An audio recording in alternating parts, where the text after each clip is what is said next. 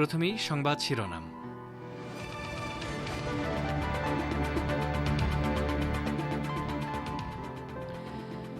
কায়রোয় D8 শীর্ষ সম্মেলন অনুষ্ঠিত। ইসরায়েলি আগ্রাসন মোকাবেলায় মুসলিম বিশ্বকে ঐক্যবদ্ধ হতে ইরানের আহ্বান।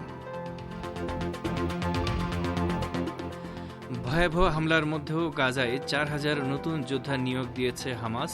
চলছে প্রশিক্ষণ, ইসরায়েলি সামরিক সূত্রের দাবি।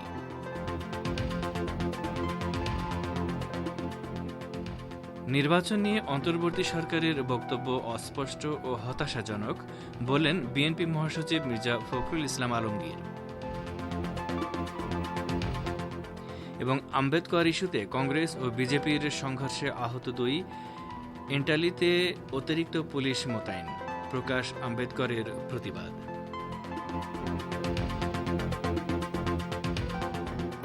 আসসালামু আলাইকুম। বিশ্ব সংবাদের গুরুত্বপূর্ণ অংশগুলো শুনলেন, এবারে বিস্তারিত। পরিবেশনায় রয়েছি রেজওয়ান হোসেন। ইহুদিবাদী ইসরায়েলের বর্বর আগ্রাসন মোকাবেলার জন্য মুসলিম বিশ্বকে ঐক্যবদ্ধ হওয়ার আহ্বান জানিয়েছেন ইসলামী প্রজাতন্ত্র ইরানের প্রেসিডেন্ট মাসুদ পেজেশকিয়ান। তিনি আজ কায়রোয় উন্নয়নশীল দেশগুলোর সংগঠন D8 শীর্ষ সম্মেলনে দেয়া বক্তৃতায় এ আহ্বান জানান। তিনি বলেন, ইসরায়েলি আগ্রাসনের বিরুদ্ধে অবশ্যই মুসলিম দেশগুলোকে ঐক্যবদ্ধভাবে রুখে দাঁড়াতে হবে। মাসুদ পেজেশকিয়ান বলেন, সংকটাপন্ন এলাকায় আমাদের প্রিয় ভাই বোনদেরকে আরও ক্ষতি থেকে রক্ষার জন্য দ্রুত গতিতে বাস্তব পদক্ষেপ নিতে হবে এবং এটি হচ্ছে আমাদের ধর্মীয়, আইনগত ও মানবিক দায়িত্ব। ইরানি প্রেসিডেন্ট বলেন, আমি আশা করি মিশরের সভাপতিত্বকালে D8 জোটভুক্ত দেশগুলোর মধ্যে সম্পর্ক আরও জোরদার হবে। এই সময়ে সদস্য দেশগুলোর মধ্যে বন্ধুত্ব এবং ভ্রাতৃত্ব গভীর হওয়ার পাশাপাশি পারস্পরিক সহযোগিতার ক্ষেত্রে দেশগুলো জোরালো পদক্ষেপ নেবে। উন্নয়নশীল মুসলিম দেশগুলোর মধ্যে অর্থনৈতিক সহযোগিতার লক্ষ্য নিয়ে D8 জোট গঠন করা হয়। বাংলাদেশ, মিশর, Indonesia, Iran, Malaysia, Nigeria, Pakistan এবং তুরস্ক এই জোটের সদস্য। জোটের শীর্ষ সম্মেলনে যোগ দেওয়ার জন্য গতকাল একটি উচ্চ পর্যায়ের প্রতিনিধি দল নিয়ে ইরানের প্রেসিডেন্ট কায়রো পৌঁছান। গত 11 বছরের মধ্যে এটি ইরানি কোনো প্রেসিডেন্টের প্রথম মিশর সফর। গাজা উপত্যকায় ইহুদিবাদী ইসরায়েলের ভয়াবহ গণহত্যা ও অপরাধযজ্ঞ ঠেকাতে আন্তর্জাতিক সমাজের ব্যর্থতায় গভীর দুঃখ প্রকাশ করেছেন ইরানের পররাষ্ট্রমন্ত্রী সৈয়দ আব্বাস আরাকচি। তিনি বলেছেন, বিশ্ব মোড়ল মার্কিন যুক্তরাষ্ট্র গণহত্যা বন্ধ করতে ব্যবস্থা নেওয়ার পরিবর্তে তেল আবিবকে সর্বাত্মক সমর্থন দিয়ে যাচ্ছে। তিনি বুধবার কায়রোয় D8ভুক্ত দেশগুলোর পররাষ্ট্রমন্ত্রীদের 21তম সম্মেলনে দেয়া বক্তৃতায় এই মন্তব্য করেন। আরাকচি বলেন, আন্তর্জাতিক সমাজ গাজায় ভয়াবহ আগ্রাসন, যুদ্ধাপরাধ, মানবতা বিরোধী অপরাধ এবং গণহত্যা বন্ধ করতে চরম ব্যর্থতার পরিচয় দিয়েছে। ইরানের পররাষ্ট্রমন্ত্রী বলেন, এই ব্যর্থতার পাশাপাশি যুক্ত হয়েছে তেল আবিবের প্রতি ওয়াশিংটনের রাজনৈতিক, সামরিক, অর্থনৈতিক ও গোয়েন্দা সহযোগিতা। আজ অনুষ্ঠিত D8 শীর্ষ সম্মেলনের প্রতি ইঙ্গিত করে আরাকচি আশা প্রকাশ করেন, শীর্ষ সম্মেলন থেকে গাজা, লেবানন ও সিরিয়ায় আগ্রাসন বন্ধ করতে ইসরায়েলকে কঠোর বার্তা দেওয়া সম্ভব হবে। গাজা উপত্যকায় ইহুদিবাদী ইসরায়েলি বাহিনীর ভয়াবহ গণহত্যা ও জাতিগত নিধনযজ্ঞের মধ্যে হামাস প্রায় 4,000 নতুন যোদ্ধা নিয়োগ দিয়েছে বলে জানিয়েছে খোদ ইহুদিবাদী সেনা কমান্ডাররা।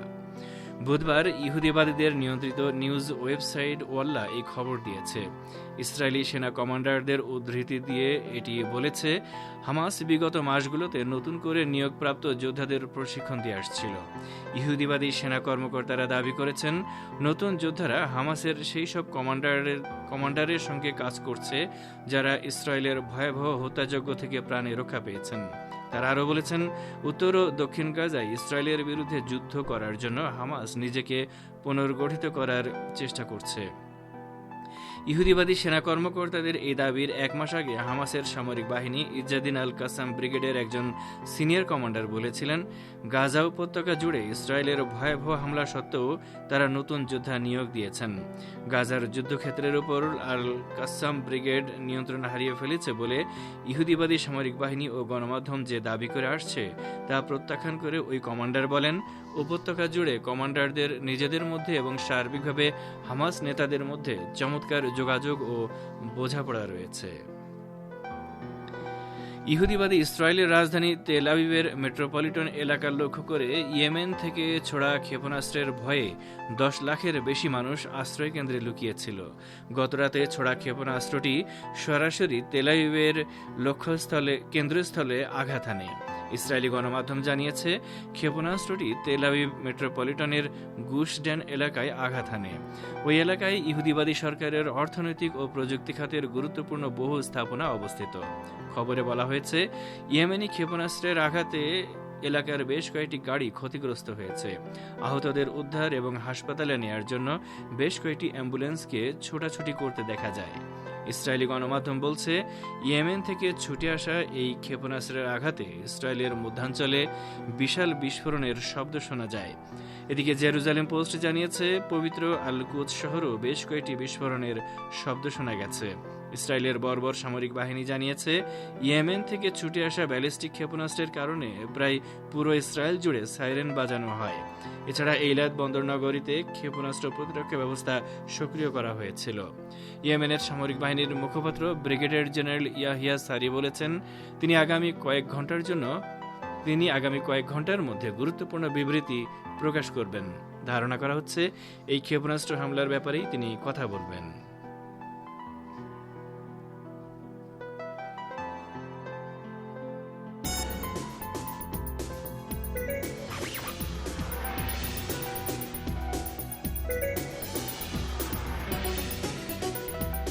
রেডিও তেহরান, খবরের সঙ্গে 24 ঘন্টা। ভিজিট করুন আমাদের ওয়েবসাইট parstoday.ir/pm।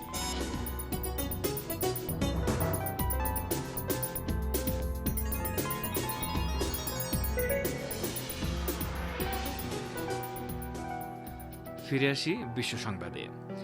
বাংলাদেশ জাতীয়তাবাদী দল বা বিএনপি মহাসচিব মির্জা ফখরুল ইসলাম আলমগীর বলেছেন, নির্বাচনী অন্তর্বর্তী সরকারের প্রধান উপদেষ্টা যে সময়ের কথা বলেছেন তা বিএনপির কাছে যৌক্তিক মনে হয়নি।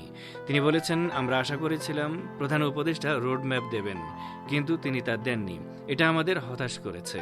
আজ রাজধানীর গুলশানে বিএনপি চেয়ারপারসনের কার্যালয়ে এক সংবাদ সম্মেলনে একথা বলেন মির্জা ফখরুল। গতকাল বুধবার রাতে বিএনপির স্থায়ী কমিটির সভার সিদ্ধান্ত জানাতে এই সংবাদ সম্মেলনের আয়োজন করা হয়। সংবাদ সম্মেলনে নির্বাচন নিয়ে বিএনপি মহাসচিব আরও বলেন, নির্বাচন কমিশন গঠন করা হয়ে গেছে, কিন্তু নির্বাচন অনুষ্ঠানের কোনো প্রস্তুতি দেখছি না। নির্বাচনের সময়ের ব্যাপারে প্রধান উপদেষ্টার জাতির উদ্দেশ্যে দেওয়া ভাষণ ও তার প্রেস সচিবের বক্তব্যকে সাংঘর্ষিক বলেও উল্লেখ করেন বিএনপি মহাসচিব। তিনি বলেন, তাদের দেওয়া বক্তব্য কোনটা সঠিক আমরা বুঝতে পারছি না। এই সংবাদ সম্মেলনে বিএনপির স্থায়ী কমিটির বৈঠকের সিদ্ধান্ত লিখিতভাবেও জানানো হয়। বিএনপির স্থায়ী কমিটি মনে করে, ড. মোহাম্মদ ইউনূসের ভাষণে নির্বাচন সংক্রান্ত বক্তব্য অস্পষ্ট। তার বক্তব্যে নির্বাচনের একটি সম্ভাব্য সময়ের কথা বলা হলেও নির্বাচনের রোডম্যাপ সম্পর্কে কোনো সুনির্দিষ্ট বক্তব্য রাখা হয়নি। এদিকে বাংলাদেশের ঢাকার কেরানীগঞ্জে রূপালী ব্যাংকের ডাকাতির চেষ্টায় 3 জনকে গ্রেফতার করা হয়েছে বলে জানিয়েছে র্যাব। আজ সন্ধ্যায় র্যাবের deputy assistant director Mohammad Mustafiz এই তথ্য নিশ্চিত করেছেন। তিনি জানান, ব্যাংকে ডাকাতি করতে আসা 3 জন আত্মসমর্পণ করেছে। তাদের গ্রেফতার করা হয়েছে। র্যাব জানায়, একদল ডাকাত ব্যাংকে ঢুকে কর্মকর্তাদের জিম্মি করে ডাকাতির চেষ্টা করে। খবর পেয়ে সেনাবাহিনী, পুলিশ ও র্যাব যৌথ অভিযান পরিচালনা করে। তাদের মধ্যে অস্ত্রসহ 3 জন আত্মসমর্পণ করেছে। তাদের বয়স আনুমানিক 20 থেকে 30 বছর। র্যাব আরও জানায়, ডাকাত দলের 3 জন ভেতরে প্রবেশ করে আর বাকিরা বাইরে অবস্থান করছিল। আপনারা বিশ্ব সংবাদ শুনছেন রেডিও তেহরান থেকে, আর প্রচারিত হচ্ছে শর্টওয়েভ 25 মিটার ব্যান্ডে। ভারতের সংবিধান প্রণেতা ও দলিত আন্দোলনের নেতা বাবা সাহেব আম্বেদকর ইস্যুতে অ্যান্টলি রণক্ষেত্রে পরিণত হয়েছে। আজ দুপুরে কংগ্রেস ও বিজেপি কর্মী সমর্থকদের মধ্যে সংঘর্ষে পুলিশ ও বিজেপি সংসদ সদস্য আহত হয়েছে। মঙ্গলবার রাজ্যসভায় সংবিধান সংক্রান্ত বিতর্কের সময় কেন্দ্রীয় স্বরাষ্ট্রমন্ত্রী অমিত শাহ বলেছিলেন, আম্বেদকরের নাম নেওয়া এখন ফ্যাশন বা হুজুগ হয়ে দাঁড়িয়েছে। আম্বেদকরের নাম জপ করা ছাড়া যেন আর কিছু নেই। সবসময় আম্বেদকর আম্বেদকর চলছে। এতবার কেউ ভগবানের নাম করলে নির্ঘাত তার স্বর্গবাস ঘটত। অমিত শাহের ওই মন্তব্যে সংসদের ভেতরে বাইরে বিক্ষোভ করে বিরোধীরা। তৃণমূল সংসদ সদস্যরা ওয়াকআউট করে। আজ সকালে সংসদের মকর দরজার সামনে কংগ্রেস সহ বিরোধীরা আম্বেদকর ইস্যুতে বিক্ষোভ দেখানো শুরু করে। সে সময় বিজেপির সাংসদরা সংসদে প্রবেশ করতে চাইলে দুপক্ষের মধ্যে সংঘর্ষ শুরু হয়। সংঘর্ষের সময় বালাসোরের বিজেপি সাংসদ প্রতাপ সারেঙ্গি আহত হন। সে সময় কংগ্রেস নেতা রাহুল গান্ধীকে ধাক্কা দেওয়ার অভিযোগ ওঠে, আর তারই জের ধরে এন্টালি এলাকা রণক্ষেত্রে পরিণত হয়। দুপক্ষের সংঘর্ষে এক পুলিশ কর্মীও আহত হয়েছে। ইহুদিবাদী ইসরায়েলের কাছে অস্ত্র পাঠানোর ক্ষেত্রে স্পেনের আরোপিত নিষেধাজ্ঞা লঙ্ঘন করেছে আমেরিকা।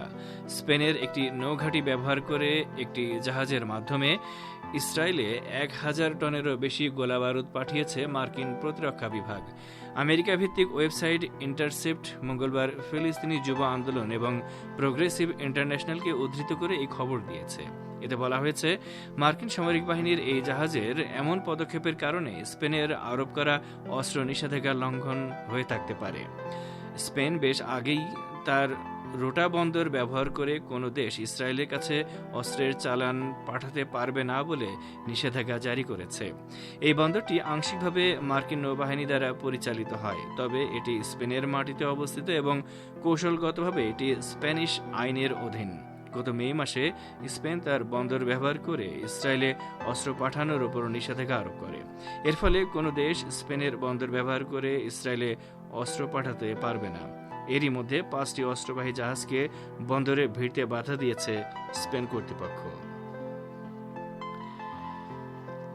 আমেরিকা আবারও লোহিত সাগরে একটি বিমানবাহী যুদ্ধজাহাজ পাঠিয়েছে। ইয়েমেনের হুথি আনসারুল্লাহ আন্দোলন সমর্থিত সামরিক বাহিনীর ব্যাপক ক্ষেপণাস্ত্র হামলার মুখে বিমানবাহী রণতরী ইউএসএস আব্রাহাম লিঙ্কন সরিয়ে নেয়ার কিছুদিন পর নতুন করে এই যুদ্ধজাহাজ পাঠালো আমেরিকা। মার্কিন সামরিক বাহিনীর কেন্দ্রীয় কমান্ড বা সেন্টকম জানিয়েছে, লোহিত সাগরে নিমিটজ ক্লাস বিমানবাহী রণতরী ইউএসএস হ্যারি ট্রুম্যানের সাথে ক্যারিয়ার এয়ার উইং 1, একটি destroyer squadron guided missile cruiser USS Gettysburg এবং 2টি আর্লিকবার্গ ক্লাস গাইডেড মিসাইল ডেস্ট্রয়ার রয়েছে।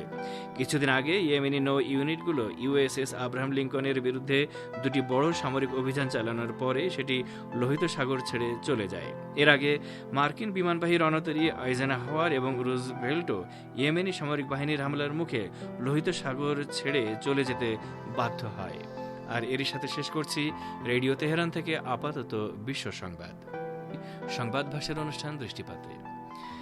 রাশিয়ায় নিযুক্ত ইরানের রাষ্ট্রদূত কাজেম জালালি বলেছেন, পশ্চিমের সঙ্গে ইরান ও রাশিয়ার পার্থক্যের ক্ষেত্রে গভীর সাংস্কৃতিক বিষয় জড়িত। এ সম্পর্কে আজকের দৃষ্টিপাতে রয়েছে একটি পর্যালোচনা, পড়ে শোনাচ্ছেন বাবুল আখতার। রাশিয়ায় নিযুক্ত ইরানের রাষ্ট্রদূত কাজেম জালালি বলেছেন, পশ্চিমের সঙ্গে ইরান ও রাশিয়ার পার্থক্যের ক্ষেত্রে গভীর সাংস্কৃতিক বিষয় জড়িত।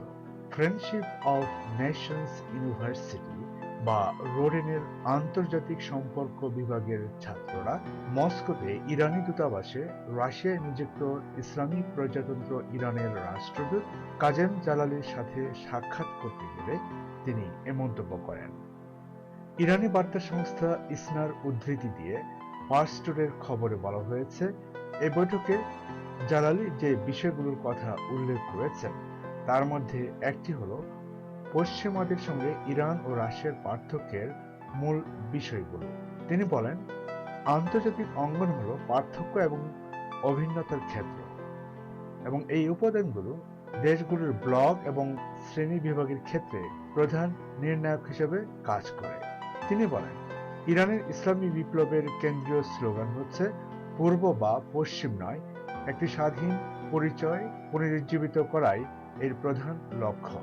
বৈশ্বিক একতরফাবাদ নীতির কারণে তেহরান মার্কিন হস্তক্ষেপকামী নীতির বিরোধী এবং এর ফলে তাকে কঠোর নিষেধাজ্ঞার কবলে পড়তে হয়েছে। ইরানের অবস্থান বা বক্তব্যের অনেক ভক্ত বিশ্বে ছড়িয়ে রয়েছে উল্লেখ করে জালালি আরো বলেন, আমাদের যৌক্তিক যুক্তি হলো যে আমেরিকা যদি গণতন্ত্রের দাবি করে তাহলে আন্তর্জাতিক অঙ্গনে সরকারের ইচ্ছা কেন প্রাধান্য পাবে না, এবং একটি দেশের অভ্যন্তরে স্বৈরশাসন যদি খারাপ হয় তাহলে আন্তর্জাতিক অঙ্গনে কেন স্বৈরাচার থাকবে? সোভিয়েত ইউনিয়নের পতনের পর পশ্চিমের সঙ্গে সম্পর্ক স্থাপনের জন্য রাশিয়ার রাষ্ট্রনায়কদের দ্বারা অনেক প্রচেষ্টার কথা উল্লেখ করে জালালি বলেন, ইয়েলসিন পশ্চিমের সাথে যোগাযোগের আন্তরিক প্রচেষ্টা সত্ত্বেও বাস্তবে পশ্চিমারা তার নীতি আমলে নেয়নি। 2022 সালের 24শে ফেব্রুয়ারিতে রাশিয়ার প্রেসিডেন্টের বক্তৃতা উল্লেখ করে ইরানের রাষ্ট্রদূত স্মরণ করিয়ে দিয়ে বলেন, জনাব পুতিনের সরকার প্রাথমিকভাবে পশ্চিমের সাথে যোগাযোগ বাড়ানোর নীতি গ্রহণ করেছিলেন, কিন্তু পরে তিনি পশ্চিমাদের উদ্দেশ্য করে বলেন, আমরা ইউরোপীয় ইউনিয়নের সদস্য হতে, এমনকি নেটোর সদস্য হতে এসেছে, কিন্তু আপনারা তা গ্রহণ করেননি।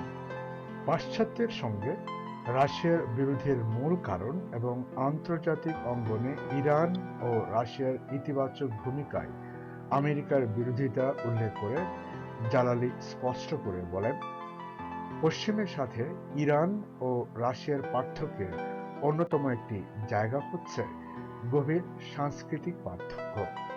তিনি যোগ করে বলেন, আমরা আমেরিকান উদার গণতন্ত্র অনুসরণ করতে পারি না, কারণ আমাদের এমন একটি দেশ যেখানে 3000 বছরের বেশি লিখিত সভ্যতা রয়েছে।